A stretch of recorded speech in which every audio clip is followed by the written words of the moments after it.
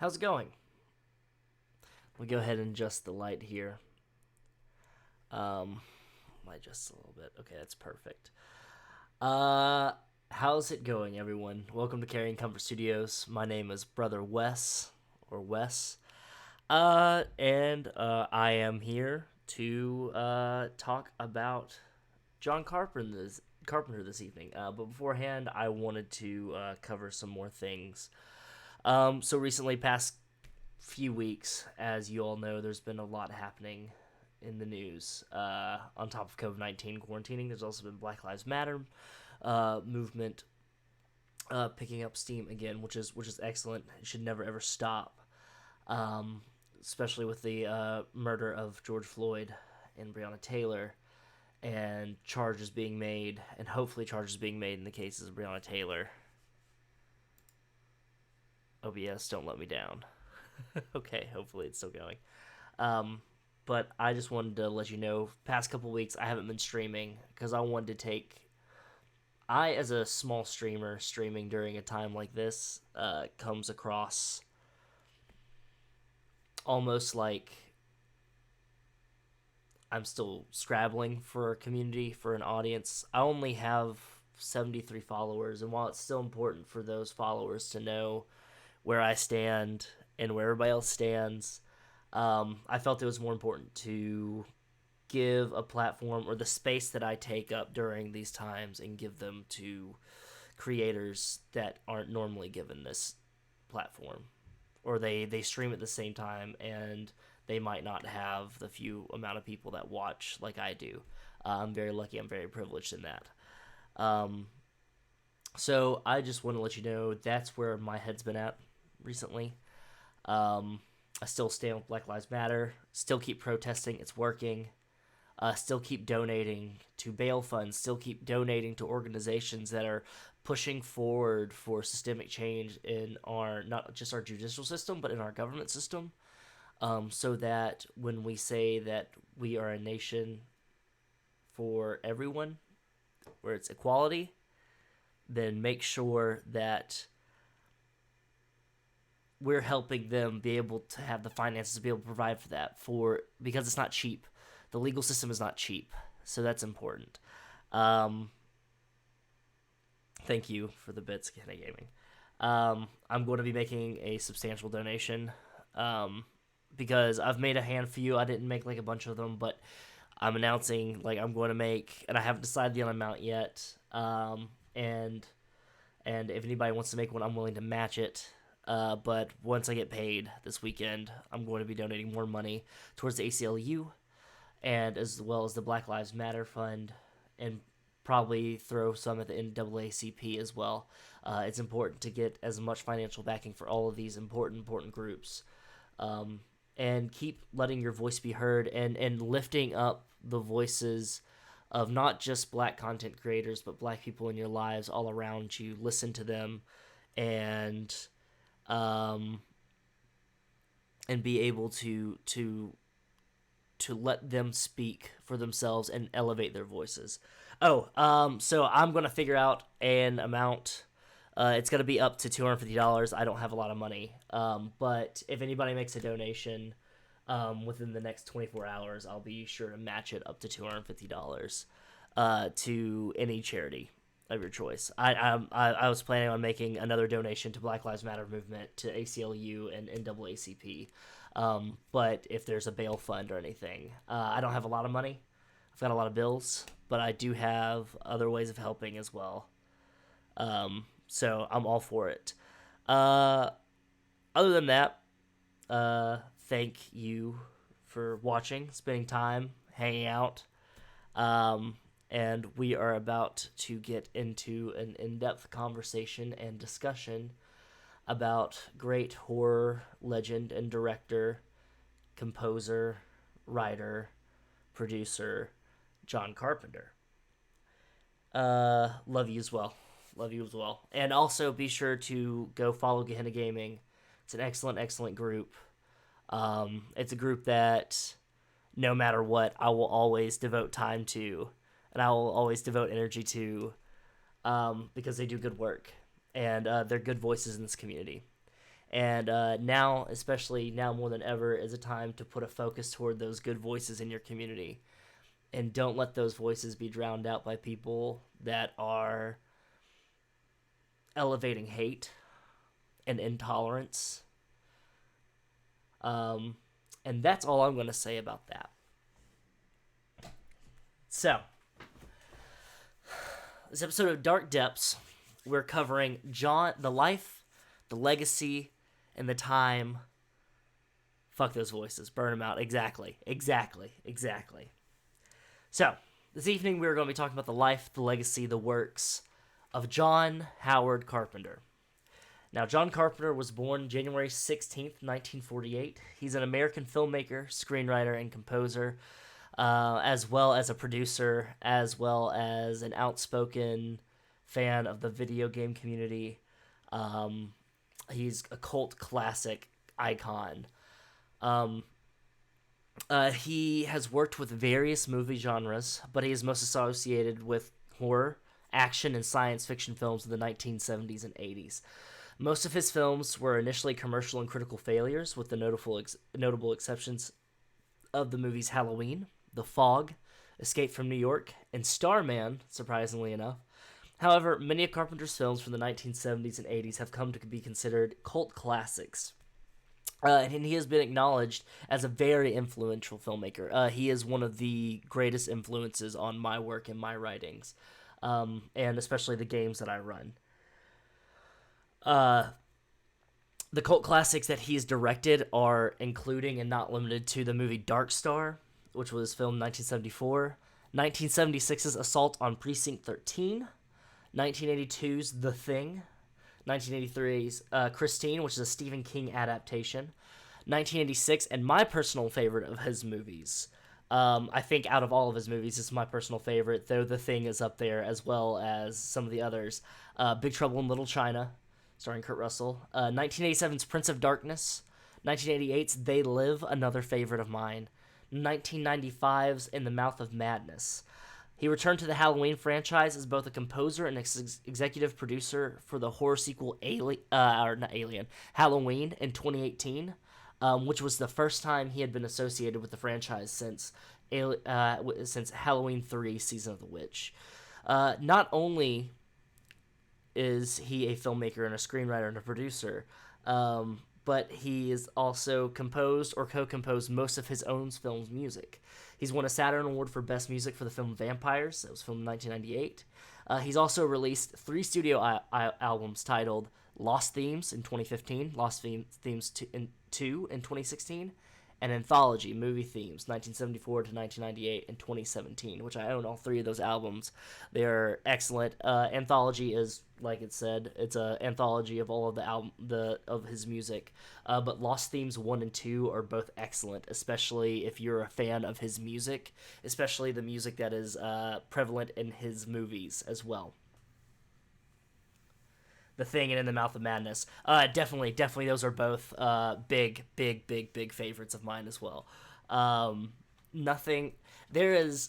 In the Mouth of Madness is definitely like the sleeper hit of his as well. There is nothing like that movie I have ever seen, except for maybe Event Horizon, which I know you are a huge fan of. So, John Howard Carpenter was born on January 16th, 1948, which means that he is, I believe, 72 years old. He is an American filmmaker, screenwriter, composer, like I said before. He was born in Carthage, New York, but his family later moved to Bowling Green, Kentucky, which is right down the street from where I was born, Elizabethtown, where his father was the head of the music department at WKU, or Western Kentucky University. Go Hilltoppers. He attended Western Kentucky University, followed by the USC School of Cinema in Los Angeles, where a lot of directors from the 70s and 80s, they came out of the USC School of Cinema. WKU awarded him an honorary doctorate in 2007. He now currently lives in Hollywood, California with his wife, Sandy King, who is his frequent collaborator. She has been a producer on most of his films since, I believe, Halloween. And is his second wife, following his marriage with actress Adrienne Barbeau, who is a horror movie legend. Adrienne Barbeau is phenomenal. So, let's start with the beginning of his career. In the 1960s, when he was beginning his film course at USC Cinema during 1969, Carpenter wrote and directed an 8-minute short film entitled Captain Voyeur.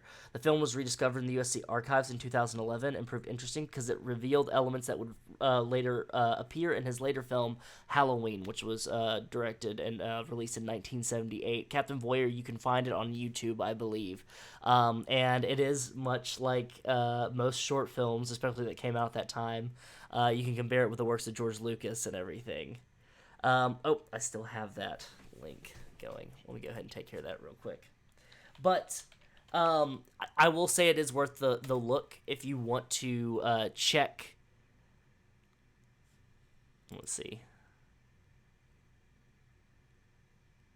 I think it's gotten to the point with the video, because I'm looking at it right now and everything's off, that I just have to get a new computer.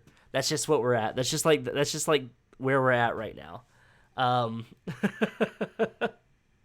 This is ridiculous. I'm only running OBS on my computer. And I had Spotify up too. Jeez. What a world. Anyways, getting back to it. Captain Voyeur it's creepy. It's haunting. It's definitely a white guy in the 1970s. Hydrate, yes. I almost spilled water everywhere. Dude, I was not ready for that one. I will get a paper towel to clean this up at some point. It's all going bad. I'll be back at some point. Love Carpenter. Carpenter's the best. But it is haunting, and it's like most white dudes doing their short film in college. I should know. I'm friends with a lot of those same people. I was almost one of those people. Nothing wrong with those people, but there's a type with it. And it shows. But it also shows a lot of his early style and things that would transfer over, including his love of music, especially rock music. His interesting use of layering and shot contrast and lighting. It highlights a lot of those things. The next year, he collaborates with producer John Longnecker as co-writer, film editor, and music composer for The Resurrection of Bronco Billy, which won an Academy Award for Best Live Action Short Film. It was enlarged to 35 millimeters, 60 prints were made, and it was released theatrically by Universal Studios for 2 years in the United States and Canada. So he is definitely one of the interesting quick starts to where he had this Captain Voyeur, which was slightly successful short film, but it wasn't critically accessible, to being associated with a Academy Award winning short film in a very short amount of time, in less than a year. That jump started his career. In the 1970s, he had his first major film as a director, Dark Star, which was a science fiction comedy that he co-wrote with Dan O'Bannon, who went on later to write Alien, who borrowed freely from Dark Star. So if it wasn't for John Carpenter and his movie Dark Star, then we would have never had Ridley Scott's Alien. Keep that in mind.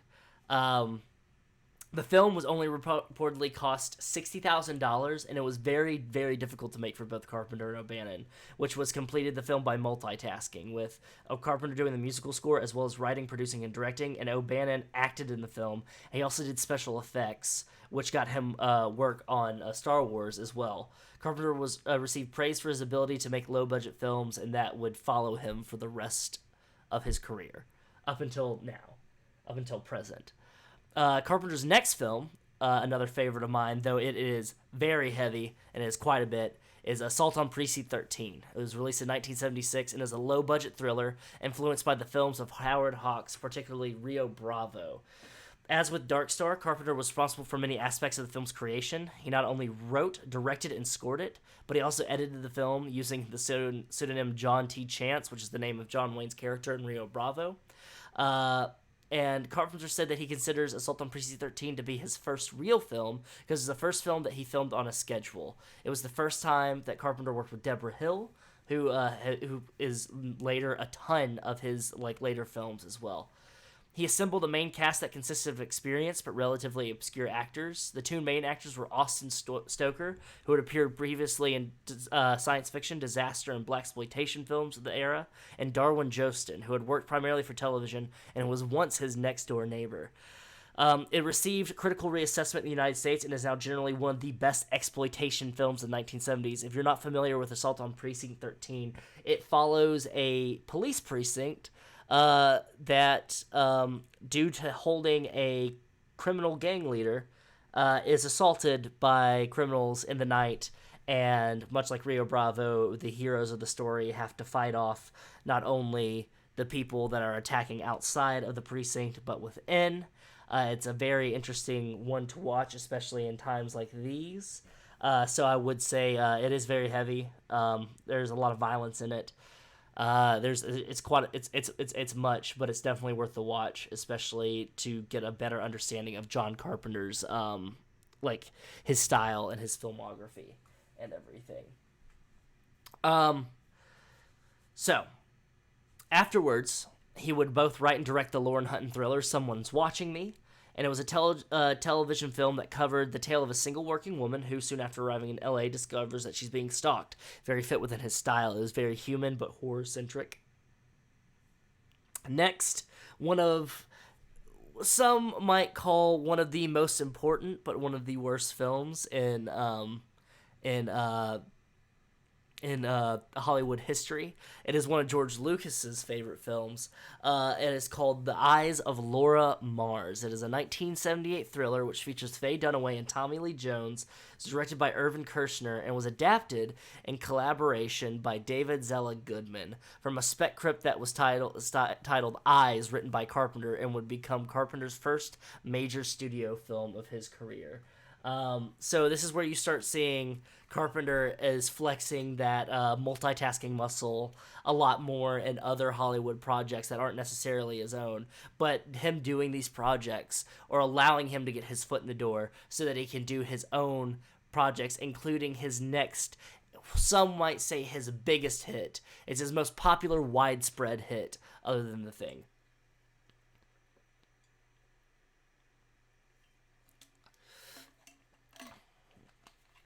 Which led to be Halloween. Released in 1978, it was a commercial success, and it helped develop the slasher genre. Other than the movie The Town That Dreads Sundown, which came out 10 years earlier, I do believe. It was an idea suggested by producer Irwin Yablans. It was titled originally The Babysitter Murders, and Irwin Yablans thought of a film about babysitters being menaced by a stalker. Carpenter then took the idea and another suggestion from Yablans that it occurred during Halloween, and he developed a story for it. Carpenter said of the basic concept, Halloween night. It has never been the theme in a film.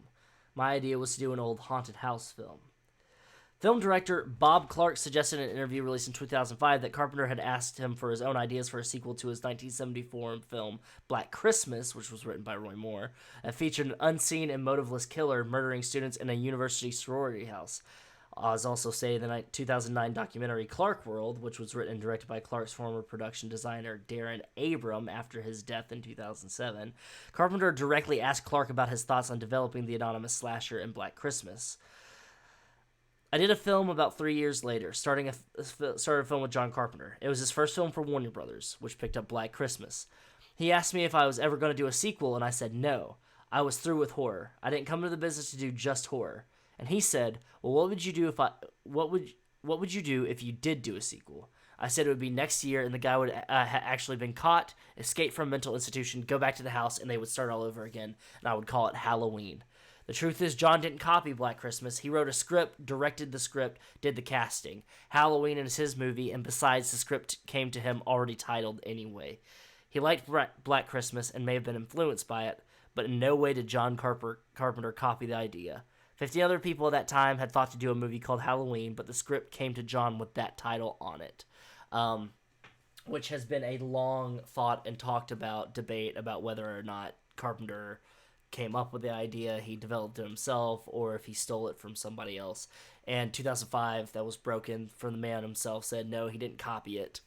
Like in its present form, it was a copyable idea. He's the one that was managed to get it out there. He's the one that put the work down and made and produced it and made it happen while other people were talking about doing it. The film was written by Carpenter and by Deborah Hill, longtime collaborator, like we mentioned earlier, with Carpenter admitting that the music was inspired by both Dario Argento's Suspiria, which also influenced the film's slightly surreal color scheme, also the soundtrack by Goblin and Suspiria, and William Friedkin's The Exorcist, which you can tell the tone and as well as they said by the color scheme, how it's shot, the influences are there. Carpenter again worked with a relatively small budget of only $300,000, which seems like a paltry sum now to Hollywood movies, especially compared to the budget of the next film that came out in 2018. The film grossed more than $65 million initially, making it one of the most successful independent films of all time, and it continues to rack up dollars. From now, it's on every year on AMC, on TNT. It's on every single TV channel. It's streaming on Shudder. People watch it when it's halfway to Halloween. It is probably single-handedly the one movie that is synonymous with the holiday Halloween and the movies of horror. It may not be your favorite one. You might be a Nightmare Before Christmas guy. You might be a Friday the 13th kind of gal. You might be a person that doesn't like any of them and thinks they're all dumb, but you still like horror movies. But you cannot disregard the fact that without Halloween, the landscape of horror itself, even across to video games, music, tabletop, would be completely different if it was not for this movie. Carpenter described Halloween as true crass exploitation. I decided to make a film I would love to have seen as a kid, full of cheap tricks like a haunted house at a fair where you walk down the corridor and things jump out at you. The film has often been cited as an allegory on the virtue of sexual purity and the danger of casual sex, although Carpenter himself has explained that this was not his intent. And now the film, the folks that are citing that are a lot of people that are blowing things out of proportion. Though the argument can be made a little bit, he himself has come out and stated that was not the case at all. He was just making a horror film. He's quoted as saying, "It has been suggested that I was making some kind of moral statement. Believe me, I'm not. In Halloween, I viewed the characters as simply normal teenagers." In addition to the film's critical and commercial success, Carpenter's self-composed Halloween theme became recognizable apart from this film, and it's played in Halloween stores, Spirit Halloween stores, Party Cities. It's played in haunted houses and other kind of haunts and spooks across the nation. It is, once again, it's synonymous with the holiday, that Halloween theme, the da da da da da da da da da da da da da da da. That, like, you hear that and you think of Halloween, and not just Halloween the movie, but you think of Halloween, the holiday. During 1979, Carpenter began what was to be the first of several collaborations with actor Kurt Russell when he directed the television film Elvis. And this was the beginning of a long collaboration between Kurt Russell and John Carpenter. Both of them being favorites of mine. Kurt Russell, a favorite actor of mine. John Carpenter, a favorite director of mine.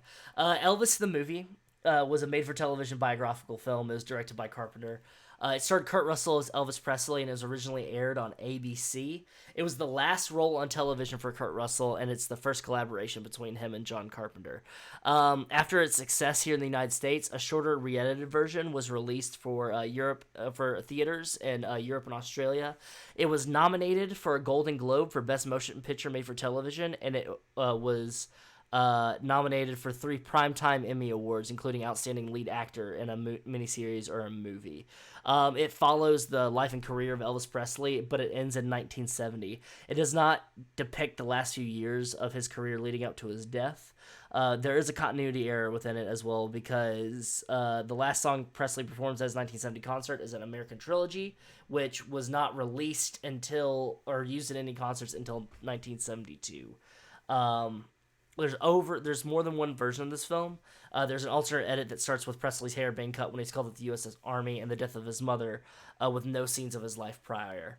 It stars Kurt Russell, Shelley Winters, Bing Russell, Pat Hingle, Ellen Travolta, Joe Mantegna, and Charlie Hodge as himself. And Ronnie McDowell did the singing vocals for Elvis. Kurt Russell did not do his own singing. Carpenter wanted to make the film because he wanted to work with actors, he wanted to do a dramatic film, and he wanted to do something different other than horror. So it was the first thing that was presented to him that seemed like that was going to be the possibility for that. He also has a deep caring and a fondness for Elvis. He liked him very much. He cared about him. He's quoted as saying, exactly, I wanted to work with actors. I wanted to do a dramatic film. I wanted to do something different. And Elvis was the first thing that came along that I had any feeling for. Personally, because I did have a feeling for Elvis. I liked him very much. I cared about him. So it seemed like a pretty good package when it arrived. After it was over, I was disappointed in some of my work. And I was disappointed that I didn't have more participation in the editing. Involved over 150 locations and was shot over 30 days. Some days they were moving from 3 to 4 different locations, and he had a big union crew, and they had to deal with a lot of bullshit, which led to a very unhappy experience with him not being able to edit the film himself. ABC wanted to do that in-house, as well as not being able to score the film as well. They wanted to find somebody else so they could score the film closer to it sounding like Elvis, which definitely bummed Carpenter out, to say the least.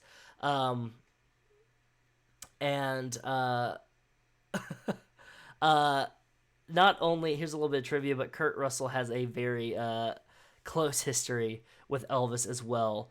Kurt Russell worked with and met Elvis in the film that happened at the World's Fair. In the film, Elvis went to meet a fairground nurse, and Kurt Russell played a young boy that meets Russell and kicks him in the shins. Later, Elvis dubs the voice of a young Elvis in Forrest Gump, 1994, and he played an Elvis impersonator in the movie 3,000 Miles to Graceland, which is definitely worth the watch. Definitely worth the watch. Moving on from that, Carpenter followed up the success of Halloween and Elvis with The Fog. It's released in 1980. It's a ghostly revenge tale that was co-written by Deborah Hill as well, inspired by horror comics such as Tales from the Crypt and The Crawling Eye, a 1958 film about monsters hiding in clouds.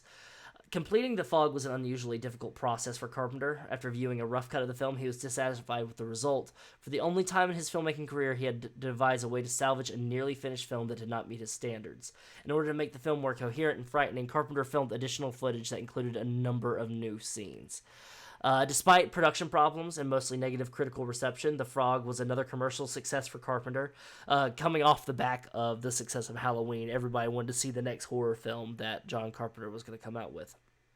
It was made on a budget of $1 million, but it grossed over $21 million in the United States alone. That's just domestic. Carpenter has said The Fog is not his favorite film, although he considers it a minor horror classic. It is definitely not one of my top favorites of his, but its influence is long-lasting on me. In a lot of ways that I handle ghosts and ghost stories, I learned from The Fog. It's on Shudder now. You can watch it. I highly recommend you watching it. It has Jamie Lee Curtis in it as well. Carpenter immediately and like Jamie Lee Curtis is a standout in it as well, and it really like helped cement her career, especially in horror, as the Scream Queen. Carpenter immediately followed The Fog with a science fiction adventure and one of his greatest films to date, Escape from New York, which was released in 1981, featuring several actors that Carpenter had collaborated with: Donald Pleasance from Halloween, Adrienne Barbeau from The Fog, Tom Atkins, and also Adrienne Barbeau was his wife at this time, Tom Atkins, Charles Cyphers, and Frank Doubleday, or he'd collaborate with again, including Kurt Russell as Snake Plissken and Harry Dean Stanton, who plays a cab driver in it, as well as several notable actors, Lee Van Cleef and Ernest Borgnine, to say some of the few. It was both commercially successful, grossing more than $25 million, and critically acclaimed. It currently holds an 85% on Rotten Tomatoes, if Rotten Tomatoes is your bag. His next film, The Thing, released in 1982, another personal favorite of mine, and I know is a personal favorite of some of you watching, is notable for its high production values, including innovative special effects by Rob Bottin, special visual effects by matte artist Albert Whitlock, a score by Ennio Morricone, and a cast including young actor Kurt Russell and respected character actors such as Wilford Brimley, the diabetes guy, Richard Dysart, Charles Hallahan, Keith David, the man with the silver voice himself, Keith David, Vice President Keith David, if you're a fan of the Saints Row games, and Richard Masur. The thing was distributed by Universal Pictures, and although Carpenter's film used the same source material as the 1951 Howard Hawks film, which is not surprising at all, John Carpenter has said that he is a huge Howard Hawks fan. But The Thing from Another World, it is more faithful to the John W. Campbell Jr. novella Who Goes There, upon which both films were based. Moreover, unlike the Hawks film, The Thing was part of what Carpenter later called his Apocalypse trilogy. It's a trio of films, starting with The Thing, including Prince of Darkness and In the Mouth of Madness, with bleak endings for the film's characters. Being a graphic, sinister horror film, it did not appeal to audiences during the summer of 1982, especially when E.T. was playing across the hallway, and that presented a much more lighthearted and family-friendly depiction of alien visitation, as opposed to the gruesome, nightmarish themes that Carpenter was suggesting with The Thing, and that was released 2 weeks prior. In her interview, Carpenter said that E.T.'s release could have been largely responsible for the film's disappointment. As The Thing did not perform well commercially, it was Carpenter's first financial disappointment, and it would not be his last. The Thing is a movie that still sticks to me to this day, that I remember when I first watched it. It was written by Bill Lancaster. And it follows a group of American researchers in the Antarctic who encounter the eponymous Thing. It's a parasitic extraterrestrial life form that assimilates and imitates other organisms. The group is overcome by paranoia and conflict as they learn that they can no longer trust each other, and that any one of them could be this Thing. R.G. McCready, or McReady, it looks like. McCready is the main character, played by Kurt Russell, with a stacked cast. It had a $15 million budget, with $1.5 million being dedicated to Rob Bottin's creature effects, which were a mixture of chemicals, food products, rubber, and mechanical parts, turned by his large team into an alien capable of taking any form. The main reason why, to this day, this film is a cult classic, other than John Carpenter's direction and his editing on it, is the and he didn't edit himself, Todd Ramsey did, but his hands in that. But the music as well by Ennio Morricone was like the prime thing, and it was definitely on top of all of that. The cherry on top of it was Rob Bottin's creature effects, which as you've probably heard, and it's been lauded multiple times. But the prequel that came out later that shirked practical effects for visual effects. Definitely, you can tell it's the lesser film. It does not stand up. It doesn't hold up a candle, due to the use of visual effects over practical effects. Not to besmirch visual effects, but at that time it wasn't very convincing, especially when they had already paid and had people develop practical effects, and they went over it with visual effects. It found an audience later when it was released on home video and television. And in the years since, up until the present, it has been reappraised as one of the best science fiction and horror films ever made. It's gained a massive cult following. Multiple filmmakers have noted it as being influential in their work. It has been referred to in other media, such as television and video games. It spawned a number of merchandise from it as well, including a novelization that was released in 1982. Haunted house attractions, board games, sequels, and comic books, a video game of the same name that's a sequel, and the 2011 prequel. It has been announced that in 2020 there is going to potentially be a not released in 2020, but it's been announced this year that there is going to be potentially a remake adapting from it. So I don't know if there's going to be much truth to that. It's just been announced, but we'll see if anything comes from that, and hopefully if it's done, it's handled well, and maybe they even bring John Carpenter to consult on it as well. Moving on, during the filming of The Thing, Universal offered him the chance to direct Firestarter, based on the novel by Stephen King. Carpenter hired Bill Lancaster and Bill Phillips, respectively, to adapt the novel into different versions of the screenplay. He intended to use Richard Dreyfuss as Andy McGee, but when the thing was a financial disappointment, Universal made the choice to replace Carpenter with Mark L. Lester, and his vision was never realized with Firestarter. But his next film, Christine, which was also a novel by Stephen King, would prove to be another notch in his cult classic hit belt. It was a 1983 adaptation of a novel about a high school nerd named Arnie Cunningham who buys a junked up 1958 Plymouth Fury, which turns out to have supernatural powers. As Cunningham restores and rebuilds the car, he becomes unnaturally obsessed with it, with deadly consequences. It did respectable business upon its release, and it was very well received by critics. However, Carpenter has been quoted as directly saying that the film he only directed the film because it was offered to him at the time, and he definitely needed a win in his belt. He needed a softball pitch, which shouldn't say softball pitch. Pitching softball is harder than it looks. Which was just an easy ground ball for him to take care of at that time. Christine I think it's an excellent film. It's perfect in camp, and I think it surpasses the novel even as well. And it's definitely worth a watch.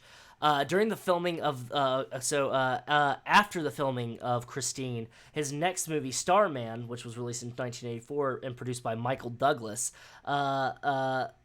was pitched to him by Columbia Pictures, and they chose it in preference to the script for E.T. and prompted Steven Spielberg to go to Universal Pictures.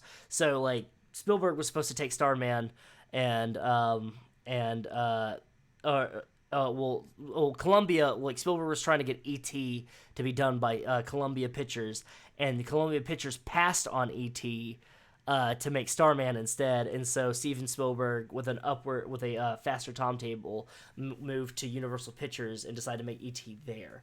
Michael Douglas chose Carpenter to be the director because of his reputation as an action director who could also convey strong emotion. Starman was reviewed favorably by the Los Angeles Times, New York Times, and LA Weekly, and it described by Carpenter as a film he envisioned as a romantic comedy similar to It Happened on One Night, but only with a space alien. It received an Oscar and Golden Globe nomination for Jeff Bridges' portrayal of Starman, and received a Golden Globe nomination for Best Musical Score for Jack Nietzsche. Starman, starring Jeff Bridges, is one that not a lot of people have probably seen. It is, as it goes, is campy sci-fi potential romantic comedies. It's one of my favorites.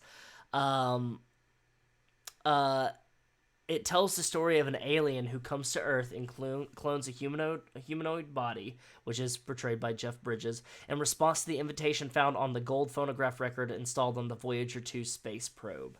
And it involves him later meeting Jenny, played by Karen Allen, and falling in love with her, and them going on an adventure to Las Vegas, eventually running into the NSA and SETI. It's pretty good. It's not bad. It's not bad at all. I mean, it's not phenomenal, but it's nothing to go home about. But if romantic comedies are your thing, then definitely it's worth a check out. Jeff Bridges and Karen Allen sing on the musical score and in the movie. It's a rendition of the song "All I Have to Do Is Dream," which was written by Felice and Boudleaux Bryant. So definitely check that out. After seeing footage of Starman, the executive producer of the Superman film series, Ilya Salkind, offered Carpenter the chance to direct the latest Alexander Ilya Salkind fantasy epic, Santa Claus the Movie. Salkind made the offer to Carpenter during lunch at the Ritz, and while he loved the idea of deferring from his normal traditions and directing a children's fantasy film, he requested 24 hours to think about the offer that Ilya made to him. The next day, he made a list of requirements and sent them to Ilya's office, should he direct the film. And they are as follows: 100% creative control, the right to assume script writing duties, being able to co-compose the film's musical score, things that he had not been able to do in a lot of previous films, a total editorial control, the casting of Brian Dennehy as Santa Claus, and a $5 million signing-on fee, the same amount that film star Dudley Moore was receiving. Salkind kindly withdrew his offer for him and quickly withdrew it as well to direct, and he went and found a different director, which I believe That director was. Let me double check my notes here. Jeannot Sezwark. And it was not considered a major success. Well, it might have been at the time, but it is not looked well upon right now. So after this, John Carpenter continuing to make the movies that he wanted to make, pushing out the content that he wanted to push out. It's why I respect him so much. He next developed and produced and released and directed Big Trouble in Little China, my favorite of all of his movies. Personally, the film tells the story of Jack Burton, played by Kurt Russell, again in another Carpenter film, who helps his friend Wang Chi rescue Wang's green-eyed fiancée from bandits in San Francisco's Chinatown. They go into the mysterious underworld beneath Chinatown, where they face an ancient sorcerer named David Lo Pan, who requires a woman with green eyes to marry him in order to release him from a centuries-old curse. The script was originally written by first-time screenwriters Gary Goldman and David Z. Weinstein, and it was envisioned as a Western set in the 1880s. But W.D. Richter was hired to rewrite the script extensively and modernize it. The studio then hired Carpenter to direct the film, and they rushed it into production so that it would release before a similarly themed Eddie Murphy film, The Golden Child, which is critically panned. The Golden Child is, for good reason. The film was a commercial failure.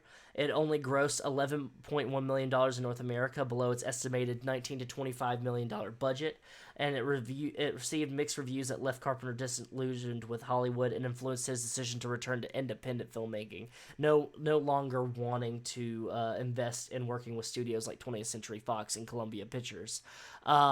Now, to this day, it's considered a cult classic, and it holds a 79% average rating on Rotten Tomatoes, with a steady audience on home video whenever it's also available on streaming. It stars Kurt Russell as Jack Burton, Kim Cattrall as Gracie Law, Dennis Dunn as Wang Chi, the legendary James Hong as David Lo Pan, the legendary Victor Wong as Egg Shin, Donald Lee as Eddie Lee, and Jeff Imada as Needles. Also, you have Al Long, Gerald Okamura, and Nathan Young appearing as Wing Chun Hatchetmen. Leah Chang and Kari Hiroyuki Tagawa have minor roles as Wing Kong members. And you have James Liu that appears as Chang Sing warriors, and Noble Craig appears as the sewer monster.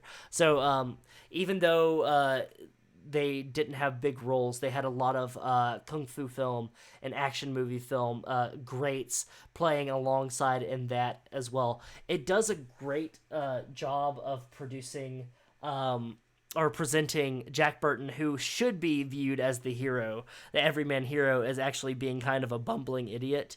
And the whole time, Dennis Dunn, Wang Chi, his best friend, is actually the hero of the film. And it does an excellent commentary on Hollywood films at the time, which was not the original intention of the screenplay, but was actually Carpenter's influence upon that. It's definitely worth checking out. That soundtrack was the soundtrack was what received John Carpenter's first Saturn Award Best Music nomination. And he avoided usual cliches that he found other scores in American movies about Chinese characters made that were all rinky-tink and racist as shit. And he didn't want that for Big Trouble. He wanted to use his trademark synthesizer score and mix it with rock and roll music to make it a soundtrack that was worthy of a big budget Hollywood action film that just so happened to be centered in Chinatown and focused on Chinese Americans as well. And that's why it's one of my favorite films, because in the time of where Hollywood were continuing to exploit people of color, primarily Asian Americans, Asian actors, and Black Americans, and Black actors from all over, and producing schlock that wasn't worthy of their talents, he pushed forward something that had a message, and it was also great fun. It's very quotable. It had a video game tie-in, a comic book series that was released in 2014. They had in 2017 a Big Trouble in Little China, Old Man Jack, based off of of the Old Man Logan series. And in 2016, I have the first issue of it. Top Cow, or was it Boom Comics did a crossover series where Jack and Snake Plissken, both played by Kurt Russell, crossover. So it was a Big Trouble in Little China, Escape from New York crossover. I'm pretty sure I have his tank top in my drawer right now, the tank top that he wears. I've got a Pork Chop Express patch somewhere. It is a phenomenal film. I hope one day I can do a watch along with it, like a watch party.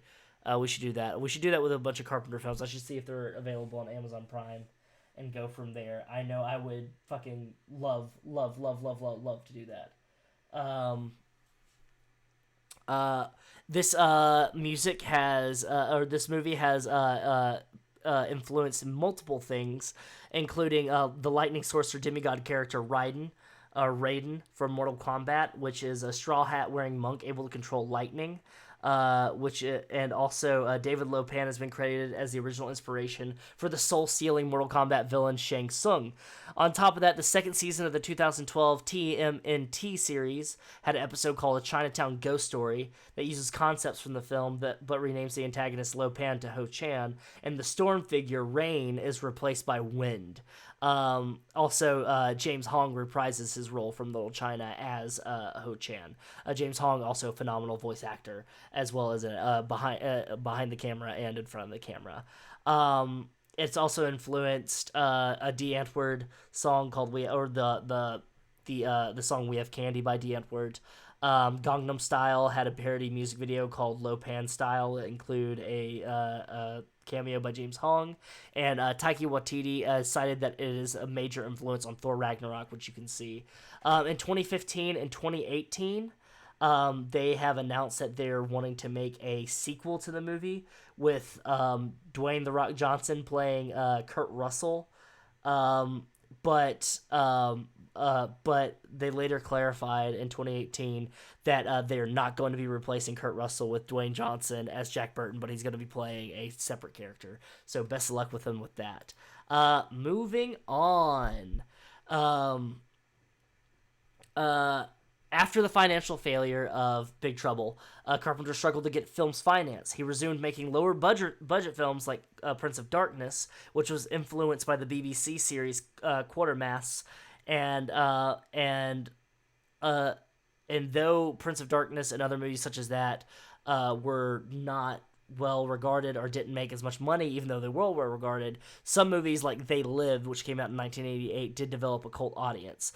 But he never again, not to this point, has realized mass market potential. Let's talk a little bit about Prince of Darkness, and then we'll talk a little bit about They Live. I'm going a little bit more in depth on his work here, and just because I'm so familiar with it. But also I know how it's very big in the horror community. Yeah, watch party, definitely. So Prince of Darkness is a 1987 supernatural film. It's the second part of the Apocalypse trilogy. It's written and scored and directed by John Carpenter. It stars Donald Pleasance, Victor Wong, Jameson Parker, and Lisa Blunt.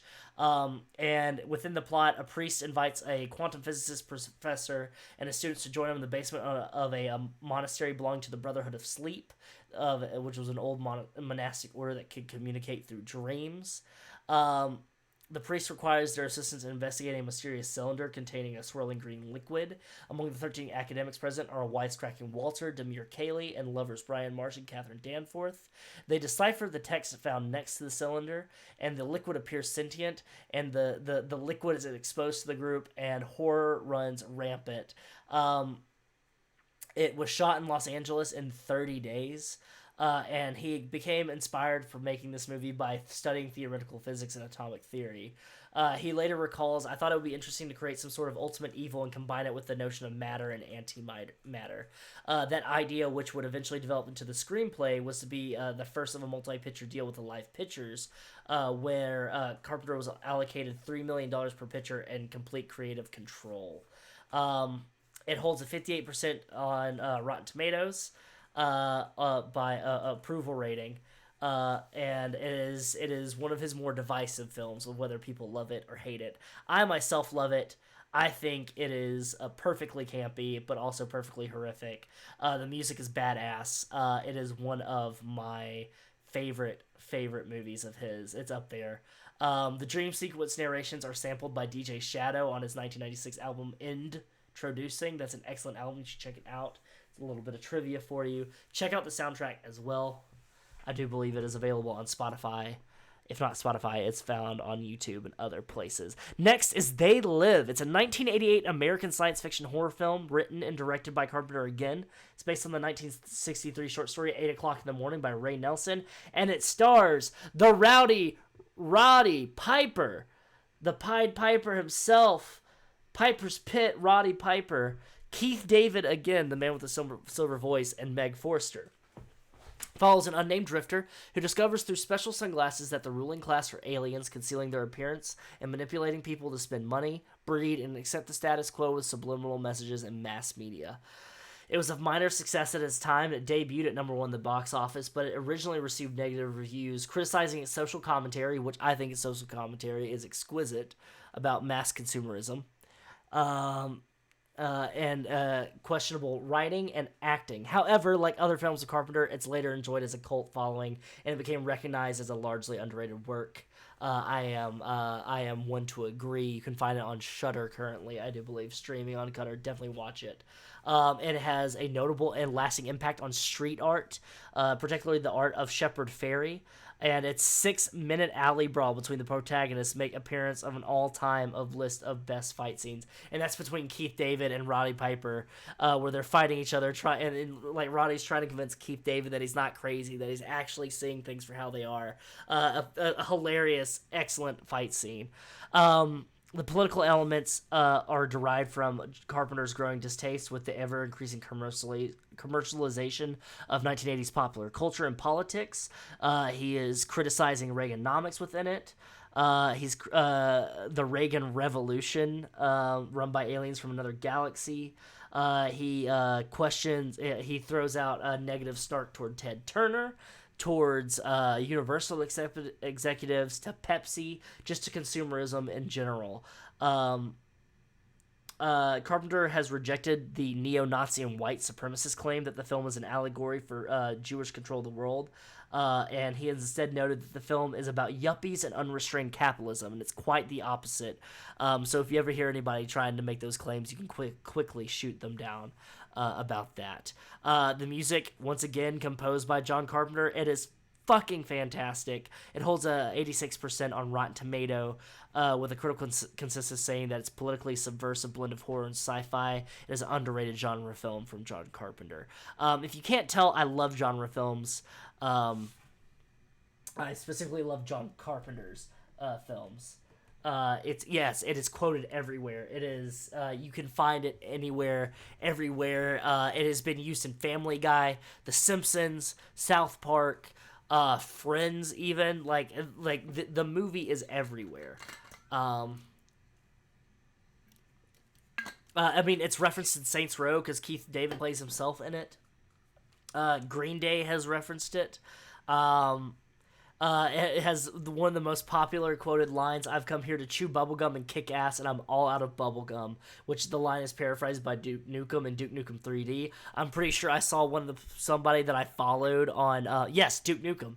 I'm pretty sure I saw somebody today that I follow. I think it's one of the people from Near Dark Studios. It might have been Jaded that quoted the movie in a gym pic of them, is that we've come here to kick ass and chew bubblegum. It has a long-lasting heritage to it, and it's going to continue to be loved and cherished. There was a proposed remake in 2011 where Matt Reeves was signed on to direct and write the screenplay, and the project has shifted away from being a remake of They Live to a readaptation of 8 O'Clock in the Morning instead. Since then, there have been no new announcements. It's probably dead in the water, seeing as how Matt Reeves is currently... go take care of that baby. Go take care of that baby. More important than this, go take care of that baby. But since Matt Reeves is directing the new Batman film, I highly doubt that is on his docket still. Okay. During 1989, Carpenter was also offered The Exorcist 3 and met with writer William Peter Blatty, who also authored the novel on which it's based, Legion, during the course of the week. However, the two disagreed about the film's climax, and Carpenter refused the project. Blatty directed the film himself a year later, and Carpenter said that although they argued about the ending, they had a mutual respect and talked about an interest they both shared: quantum physics. 1990s. And carrying on, Carpenter's 1990s career is characterized by notable feature failures: Memoirs of an Invisible Man, Village of the Damned, and Escape from L.A. And they're all examples of films that were critical and financial failures. Also notable from this decade are Body Bags, which is a television horror anthology film that was made in collaboration with Tobe Hooper. You can find that on Shudder right now. It is actually one of the films that I recommended to watch during quarantine. I think viewed now, the camp, especially after how popular horror anthologies become with American Horror Story, and Creepshow has made a comeback, and Twilight Zone has been remade. I think people would find a new appreciation for Body Bags. It's one of my favorite collaborative horror anthologies that you can find around. It's definitely worth a watch. It's on Shudder. By the way, subscribe to Shudder. It's $5.99. This is not an ad. They don't pay me. I wish they would.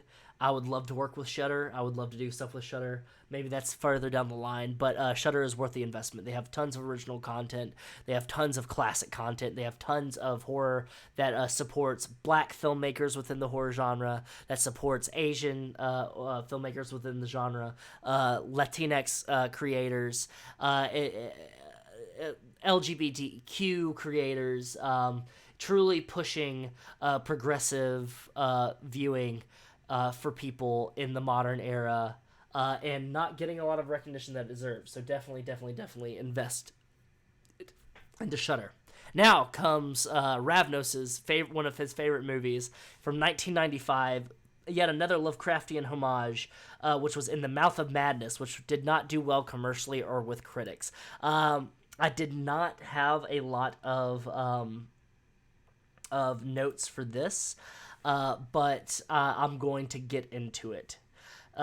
Just for because I would get chastised and chided by Ravnos, I'm pretty sure, if I did not talk about it.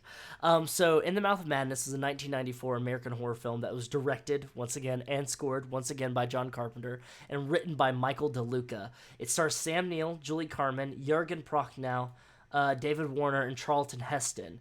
Informally, it is the third and final installment of Carpenter's Apocalypse trilogy, preceded by The Thing and Prince of Darkness. The plot is in the midst of an unspecified disaster.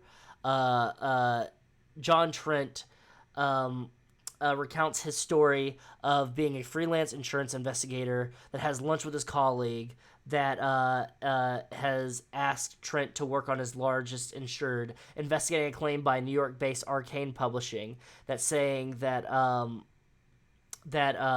the author Sutter Kane has disappeared and they need him to investigate for insurance reasons. During that time, they're attacked by a man wielding an axe who quotes to him, "Do you read Sutter Kane?" But he is shot dead by a police officer before he can harm Trent. The man was Kane's agent who went insane and killed his family after reading one of Kane's books. This movie, I'm not going to go into it. It was considered a flop. It was made on an $8 million budget, and it made $8.9 million domestic. If you do not make more than double, I think it's more than 3 times, and it's considered a flop because the budget does not take into account marketing. But it is one of his best movies. Has a very very Lovecraftian plot. Feels very Stephen King as well. And it makes you question what's real, what's not real. It's very, very creepy. It pays tributes to the work of H.P. Lovecraft with many references to his stories and themes. It is a play on Lovecraft's novella. The title itself is a play on the novella At the Mountains of Madness, and insanity plays as great a role in the films as it does in Lovecraft's fiction.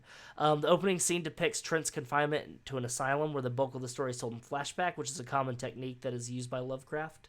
There are references made to Lovecraftian settings, such as the character that shares the name of Lovecraft's Pickman family. Sutter Kane's novels have similar titles to H.P. Lovecraft stories: The Whisper of the Dark, The Whisper in Darkness, The Thing in the Basement, The Thing on the Doorstep, Haunter Out of Time, The Haunter of the Dark / Shadow Out of Time, and The Hobbs End Horror, or Dunwich Horror. The latter also referring Hobbs End Underground Station from Nigel Neal's Quartermass and the Pit.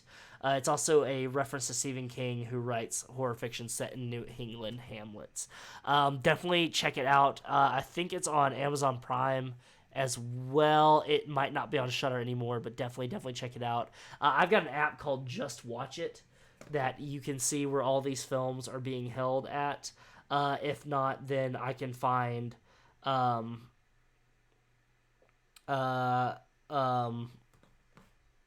like and discuss when like discussing these things. I try my best to find if they're streaming anywhere, but they are available on Just Watch It. So definitely give that a watch. Now, before we carry on with the rest of his career in the late '90s and early 2000s into his semi-retirement, we're gonna go ahead and take a break. It is 9 o'clock, so go ahead, hit the bathroom, go grab some water, take care of yourself, and we shall be right back.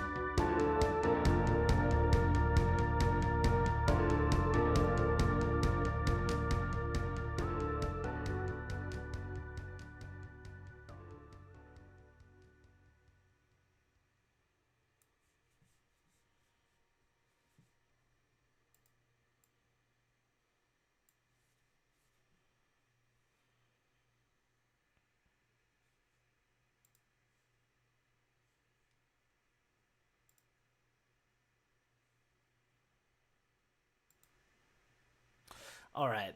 And we are back. Okay. You have his Lost Themes 2 album. Yes. Lost Themes 2 is excellent. This is from Lost Themes 1. This song is called Obsidian. Very good song. Very, very good song. I might get marked with muted audio, but I think it's dope. Okay, so continuing on, after In the Mouth of Madness, we have Vampires, 1998, which featured James Wood as the leader of a band of vampire hunters in league with the Catholic Church, which was more of a Western with a supernatural vampire twist to it. It is definitely not one of my favorites. It has James Woods leading in it, so you can imagine. But it is referential of a time, and it does stand with a time. And you know, it's one of his movies, and it's one of his movies that he stands by as well. Carpenter was originally in consideration to be the director for the Halloween sequel project, Halloween H20, or 20 years later. Since Jamie Lee Curtis, the main actress from the original and the sequel Halloween 2, wanted to reunite with the cast and crew of the original film, she asked Carpenter to direct it, and he did agree to direct it, but his starting fee as a director was $10 million. Carpenter rationalized this by believing the hefty fee was compensation for revenue he had never received from the original Halloween, a matter that was still in contention between Carpenter and the Halloween producer Mustafa Akkad even after 20 years later. When Akkad balked at Carpenter's fee, Carpenter quit the project. Steve Miner assumed directing of Halloween H20 20 years later, which was a commercial success despite receiving mixed to negative reviews. That one that stars Josh Hartnett as well. And it's not, in my opinion, not that great. I know some people that do actually enjoy it, but it's not my cup of tea. During 1998, Carpenter composed the soundtrack titled Earth/Air for the video game Sentinel Returns, published for PC and PlayStation. I have that noted because that is important, because that is considered to be one of his first interactions with the video game business, and it is surely not his last. Carpenter has gone on record to state that he is a big supporter of video games as an art medium, which is huge. I am one to agree. And his work, he has continued to work with video games further on, and some of them, some great pieces. And a lot of his work has influenced video games from that. In 2001, the film Ghosts of Mars was released, which, if you've ever seen it, you understand why I'm not going to talk a lot about it. It's just another loss for him that marks him not being able to achieve that heights that he had with Halloween and The Thing and even They Live. During 2005, there were remakes of Assault on Precinct 13 and The Fog. The latter was produced by John Carpenter himself. Both are mild to middle to negative reviews for both of those. Though in an interview about his involvement, he denied it, saying that he came in to say hello to everybody and then go home. During 2007, Rob Zombie produced and directed Halloween, a reimagining of Carpenter's 1978 film that resulted in a sequel 2 years later. I will talk about Rob Zombie at some point on this stream. I think it's important to talk about Rob Zombie because Rob Zombie, and there is a video by, I believe it is Nick Spheres that was introduced to me. I want to make sure that is correct. Yeah, Nick Spheres. That was introduced to me by a friend, Klein Iodine. Go follow him on Twitter. Go follow them on Twitter if you can. Avalanche. At Avalanche. But was introduced to me covering Rob Zombie, including the Halloween remakes, which are a point of contention for a lot of horror fans. I'm going to save all of my comments and my thoughts and feelings on those movies for that episode, because I feel like ranting here would diminish from what I'm trying to do talking about John Carpenter, but that is okay. We will talk about that at a later date when we talk about Rob Zombie. So, Later on down the road, Carpenter worked as a director during 2005 for an episode of Showtime's Masters of Horror television series as one of the 13 filmmakers involved in the first season.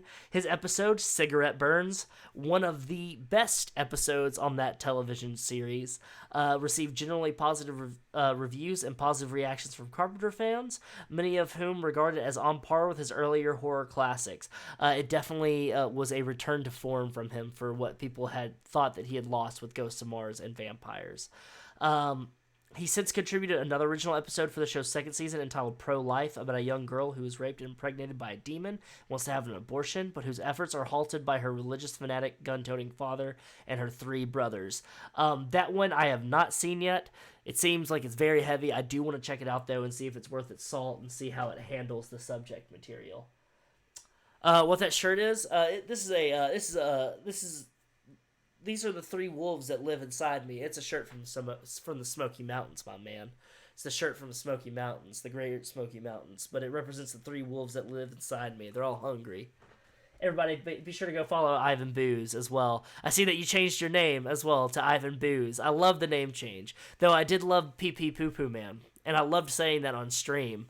To people being like, hey, we're going to go host Pee Pee Poo Poo Man. That was always great. But no, I think Ivan Booze is a great name, so kudos to that.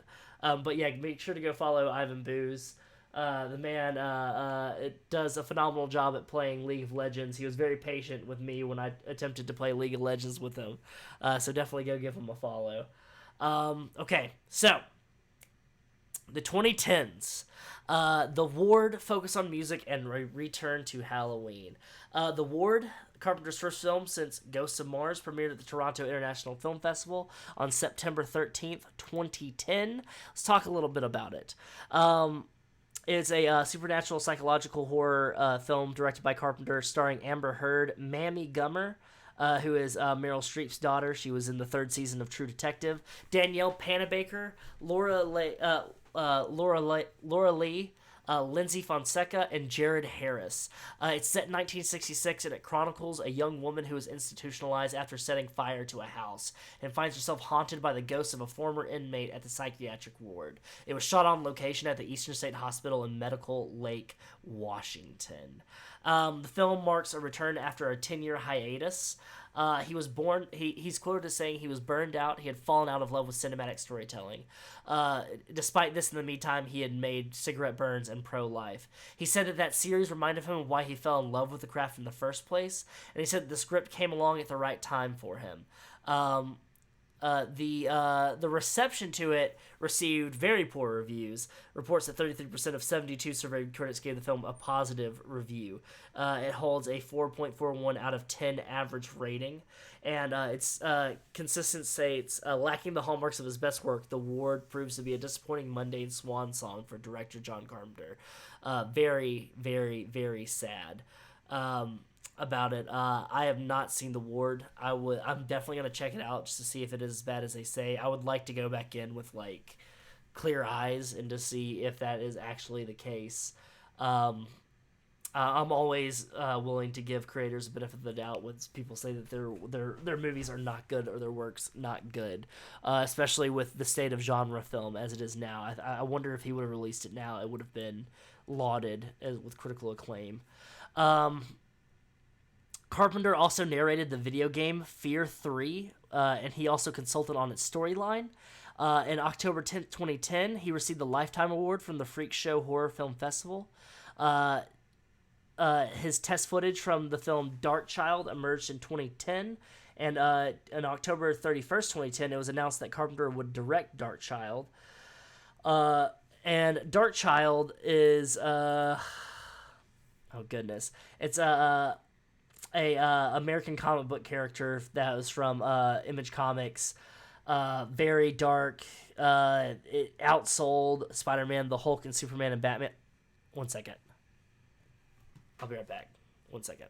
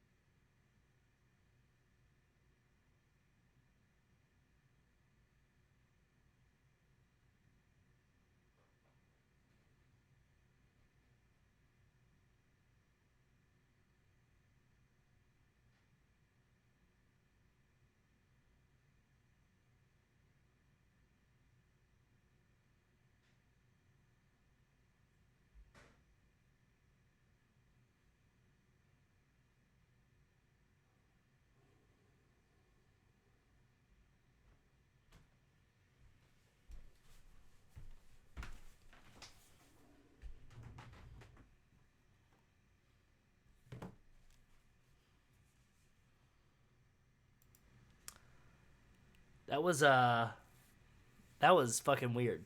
Got a somebody knocked on the door asking for directions. That was very freaky. A haunted apartment. Yeah, yeah. That was not what I expected. Okay. Jesus. All right. Okay, I'm freaked out. All right, let's get back to it. Okay. On February 3rd, 2015, the indie label Sacred Bones Records released his first album, which we were listening to a little bit of before and during the break, before the show started and during the break, Lost Themes. And on October 19th, 2015, All Tomorrow's Parties announced that Carpenter would perform old and new compositions in London and Manchester, England on a tour. He announced a sequel to it entitled Lost Themes 2, which was released in 2016, and his third studio album, Anthology, which is a collection of movie themes from 1974 to 1998 that he composed himself, and different other songs that he composed himself were collected and released in October 20th, 2017. Afterwards, Carpenter acted as an executive producer, co-composer, and a creative consultant on the new film in the Halloween series titled Halloween, which was written, it was produced by Blumhouse, and he helped produce it, and then it was directed by David Gordon Green. It was written by David Gordon Green and Danny McBride as well. Which, if you would have told me that Danny McBride came out with a Halloween movie, I wouldn't be surprised at all, because comedy and horror. I have a Venn diagram of comedy, like comedians, horror, and wrestling that all kind of intercede, and also as movies. It was not Kurt Russell. It was not Kurt Russell looking for directions anywhere. Which Halloween, that movie's awesome. Some people don't like it. Some purists don't like it. Some people that aren't purists don't like it because they think that it's too close to the original. I loved it. I thought it was fun. I thought it was amazing. I thought it was a worthy successor, a worthy sequel. It's definitely worth checking out. They have a sequel that's supposed to come out this year in 2020 called Halloween Kills. And I think the one after that is Halloween Dies. It's supposed to be a whole new trilogy, but I'm excited for that. The film acts as a direct sequel to the original film, ignoring the continuity of all the other previous films. It was his first direct involvement with the franchise since Halloween 3, Season of the Witch. So now it's time where we talk about his techniques and his legacies. So typically what I do is I split up between talking about their life and their works, then talking about their techniques and the legacies, the things they left behind for us, and then my own personal thoughts on them. And there's going to be kind of a mix-up the last two with John Carpenter, and I've had a little bit of bleed over leading up to it.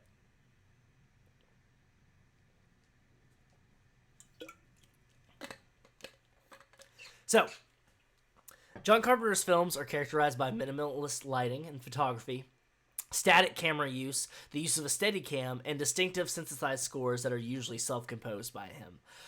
With the exception of Someone's Watching Me, Elvis, The Thing, Starman, Memoirs of an Invisible Man, and The Ward, he has scored all of his films.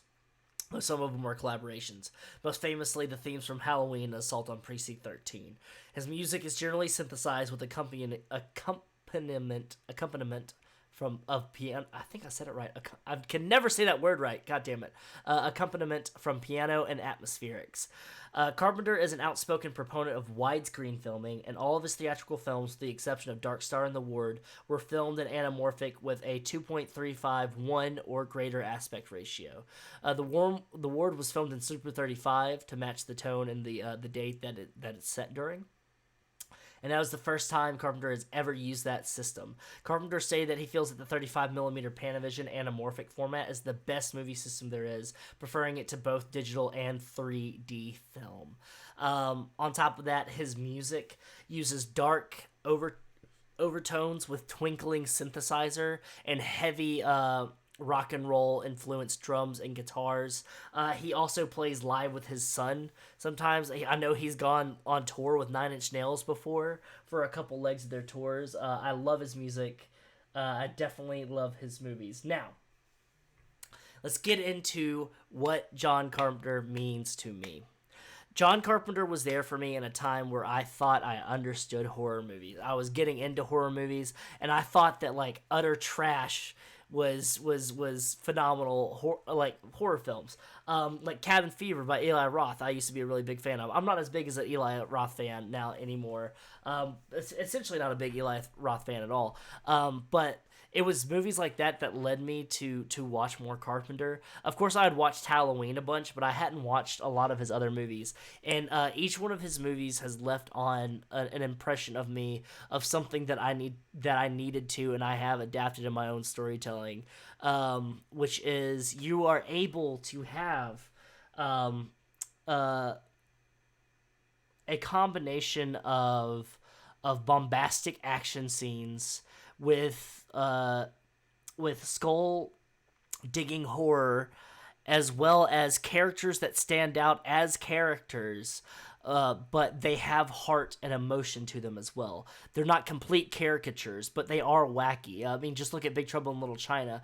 Every single one of those characters could have been caricatures, but instead they have heart and they have real emotion to them. That's something that which is definitely a thing, especially in tabletop, because tabletop, a lot of people play tabletop like where it's very ultra serious, and I don't mind playing tabletop like that. I'm very much into it being very ultra serious and emotional and things like that.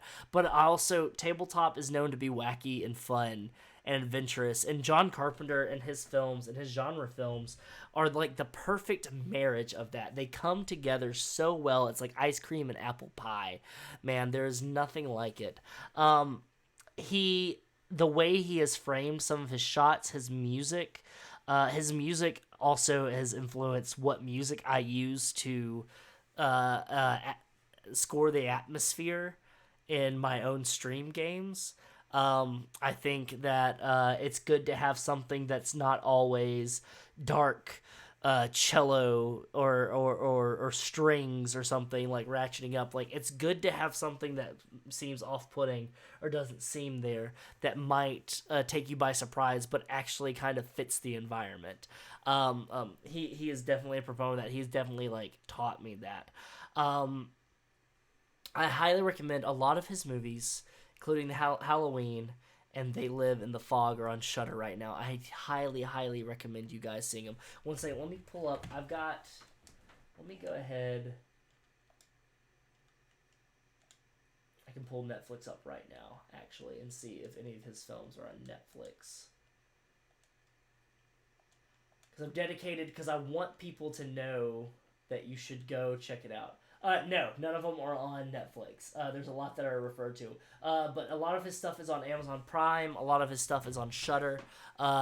Hell, buy the Blu-ray, man. A lot of the Blu-rays, they have commentary and bonus features that include interviews with John Carpenter. He's excellent with interviews. He's excellent with talking about his craft, because you can tell that he's definitely a guy that loves and understands making films, and he loves and understands making genre films and horror films and science fiction films and romantic films. He gets it. He definitely gets it. But he was just not given a fair shake. He was either too ahead of his time or too behind in the times. He could never find his footing, except for very quick moments where he broke the mold for a whole entire genre. And a lot of his success, and this is an important part to talk about as well. I've been talking a lot about him, but Sandy, but his his connection with Deborah Hill. She helped co-wrote a lot of his most famous movies. She helped produce. She also starred in a bunch of them. He would be nothing without her. His marriage to Sandy King. She was a producer for a long time, and she helped him edit a lot of his movies. And a lot of his movies, and this goes to show, hydrate, yes. You always tell me to hydrate when I'm in the middle of my long, rants. But, a lot of his movies probably would have been a mess or a nightmare to edit if it wasn't for Sandy King. And there's something that, continuously That's been a continuous thing in all of these Dark Depths episodes, and I want it to be stated here and now. You're not doing them when I hit the button. I know. Okay, well, yeah, well, there's latency. I've got low latency on. But there's a theme that's been running so far with every person that I've talked about, that they are either themselves horror icons, very successful, or they were married to somebody very successful, and if it wasn't for them, if it wasn't for them, the women in their lives, whether it was Shirley Jackson, she was the fact that she was the big reason why her husband was so popular, Stanley Hyman, was because he was riding off of her coattails, and he was just a fucking literary critic. Junji Ito's wife was a big pusher and like rock and anchor for him while he was doing a lot of stuff and working through a lot of stuff. John Carpenter's wife and all the women in his life have been huge supporters in him and helping and towing the line. When I talk about Stephen King, his wife, Tabitha King, is a better writer than him. She edits all of his works. I'm not going to get too heated about it, but it carries on. When I talk about Rob Zombie on down the line, we're going to talk about Sherry Moon Zombie. And you know what? That's a weird relationship they have, and that's a weird lady, but you know what? She's his muse, and a lot of his success is because of her. We're not going to go into it. But he himself is a genius, but he has a solid support system, which is another important thing to take away from these, is that doing it alone, yeah, that's cool, but a solid support system is leagues better. Please,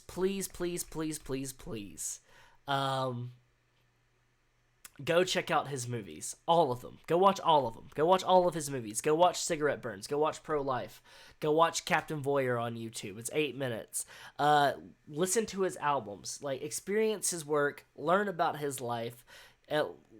Especially if you're a fan of horror, you're the only thing that you're going to get out of it that you're not going to like is maybe that sometimes the dialogue is hokey and that the movies from the 70s probably haven't aged as well with technology wise, but they are entertaining as hell.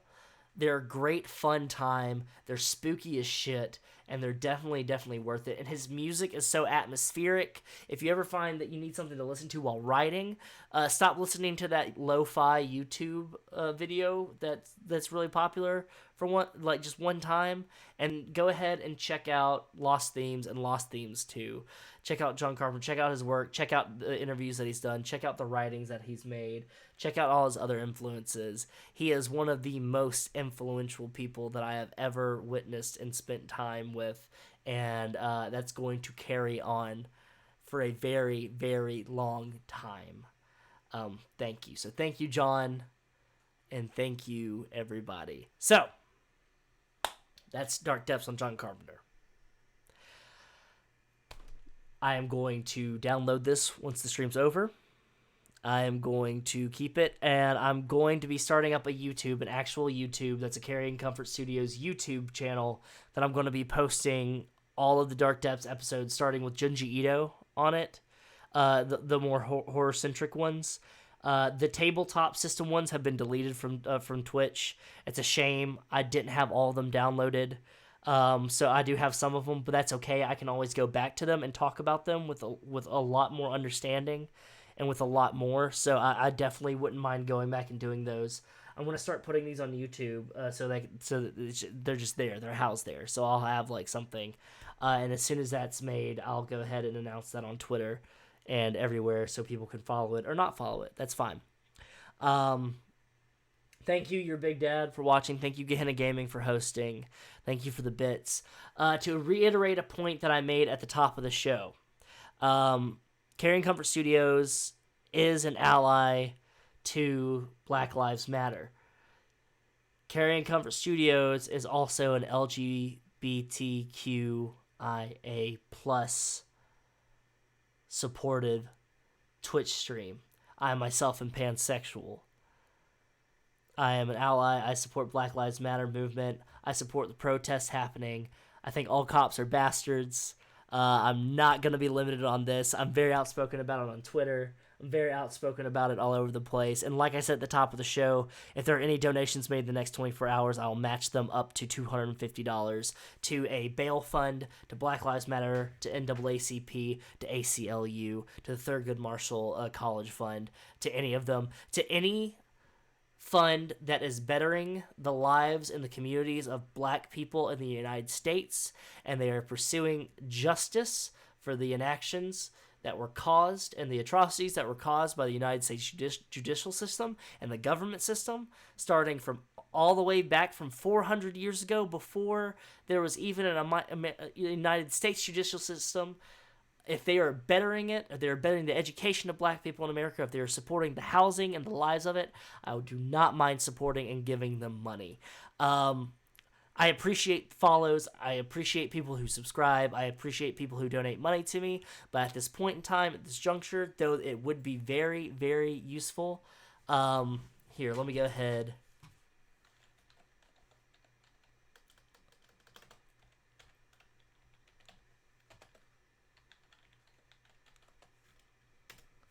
Let me go ahead and drop that right here.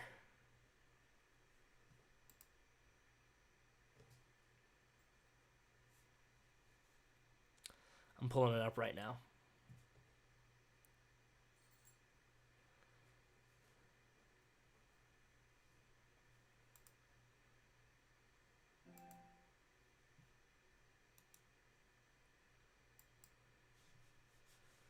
Perfect. Sorry, I'm doing it on the computer, so I've got to bring up a bunch of stuff. One moment.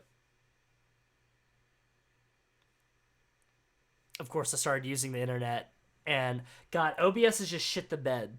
And it's probably not OBS, it's probably the rig that I'm streaming from. It has decidedly gotten worse than when I first started, like, streaming and everything. This is awful. This is god awful. I'm not okay with this. I need you know what? If anybody has any spare computer parts, contact me so I can build this computer. If anybody has a spare computer, contact me. I've got to take care of this.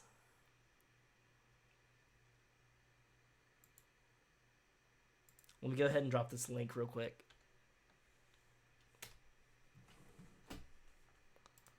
There we go.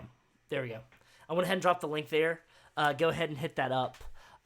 Send me your receipt, and I will match that as like within 24 hours. I'll have that matched to you, and I'll send a receipt back to you for accountability. And I challenge anybody else to do that, to match and help donate. Donate your time. Donate your effort. Talk to your family members about this. Talk to the people in your life that you don't know whether or not they agree that Black Lives Matter. Talk with them about it. Educate yourself. Listen to black leaders, black activists. Read and listen to Angela Davis, Maya Angelou, Langston Hughes, all of them, like every single person that has spoken about this, Ta-Nehisi Coates, Boots Riley, Spike Lee, all of these filmmakers, musicians, poets, activists, speakers, philosophers, everything. Listen to them. Take in their words. Take in their experiences, the people that lived it. Because you and I might not have lived it. You and I do not. I definitely do not go through that kind of fear in my everyday life. I can go on a run. Like, I might go on a run tonight. I can go on a run tonight, and I don't have to worry about the police fucking with me. It is important for us to act. It is important for us as white people to stand up for fellow humans that are being having atrocities committed to them. And that's the last thing. It's not the last time I'm going to say anything about it, but that is the last time that I'm going to assuredly put my foot down on anything like that, because I know there's been some questions about it online, and I fully support it. I fully support protesting. I fully support helping bail protesters out. The only way that we're going to make change in this country is with large systemic change, and it's by making noise, and it's by pissing people off. We've got to make sure that we hold our public representatives accountable, our state representatives accountable, our federal legislators accountable, because if they don't represent us, then we will get rid of them. Somehow, some way, we will get rid of them.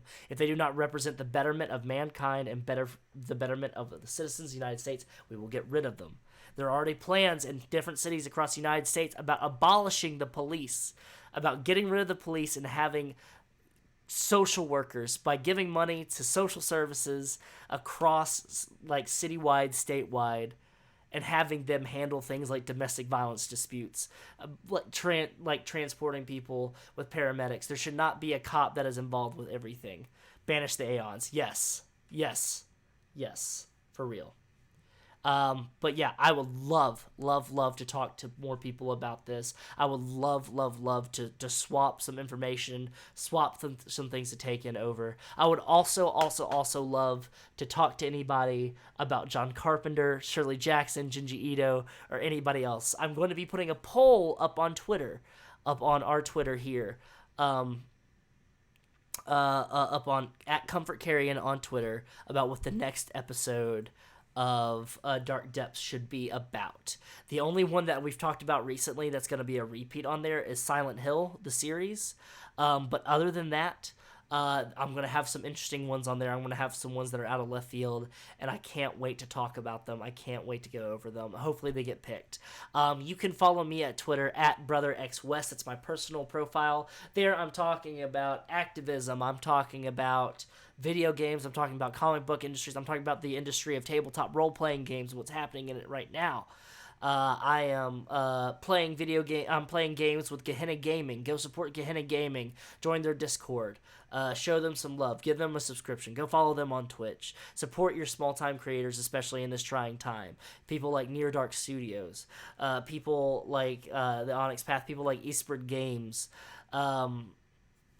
Go support people like Brandon TV, Nor Enigma, DJ Torador. There's a bunch of all of them. Like go support people now. Go find people that you enjoy, and if you enjoy them, then support them somehow. Whether that be by leaving a review on one of their product sites, by buying their products, by subscribing to them, by helping out their Patreon. Hell, drop $1 in their Patreon. Help drop $6 in their coffee so they can go buy a coffee. Or you know, like do something nice for some of these people, especially content creators of color and black content creators that are putting themselves out there, that are trying to break it, that are so fucking talented.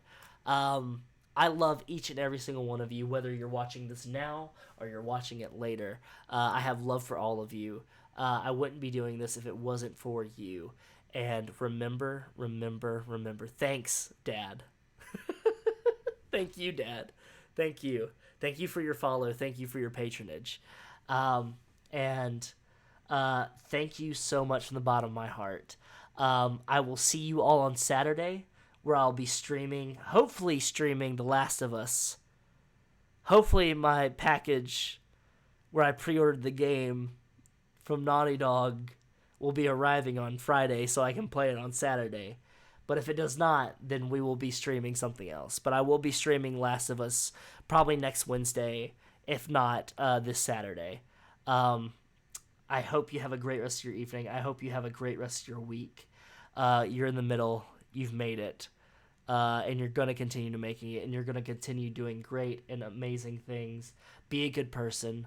Love those around you. Stand up to bullies. Call out racism when you see it. And don't forget that comfort comes soon. I hope you have a fantastic evening. Goodbye.